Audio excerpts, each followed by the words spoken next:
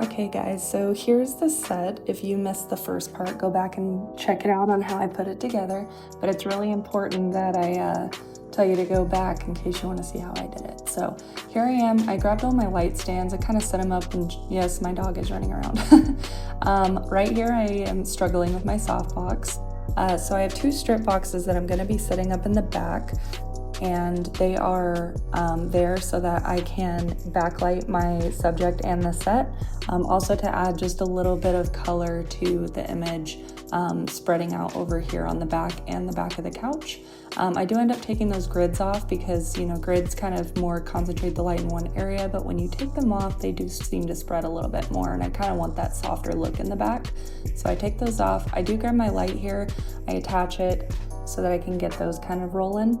I end up thinking, once I took a couple pictures, I was like, you know what, I'm gonna add some color. So I grabbed some blues to throw in the back.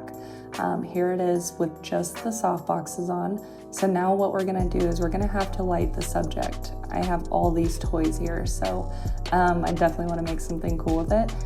This first light right here in the front is one that I set up with a snoot on it to give my subject more of like a spotlight effect, because this does feel very beauty and glamour, so I do want to add that in there. I never wanted to do this very soft. I kind of wanted it to be soft in the background, but your eyes are going to be drawn straight to the focus. I was thinking about using one of these patterns with my snoot. I have obviously a ton of them. They're actually not even mine. They are my buddy's. Cody Conrad, he's awesome.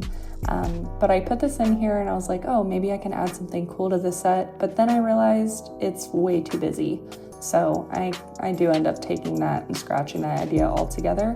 Instead, what I'm gonna do is I ended up just lighting up the backdrop here, having the spotlight going, and then I used a fill light to get rid of the harsh shadows. As you can see, I'm adding some gels to some constant lights in the back as well, because part of the way through the shoot, I have the intention of doing shutter drag. And so that's what that looks like.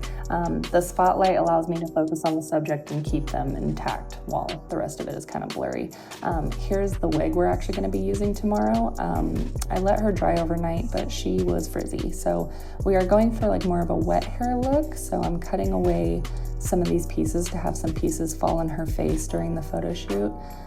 But yeah, go to part 3 to see the actual shoot.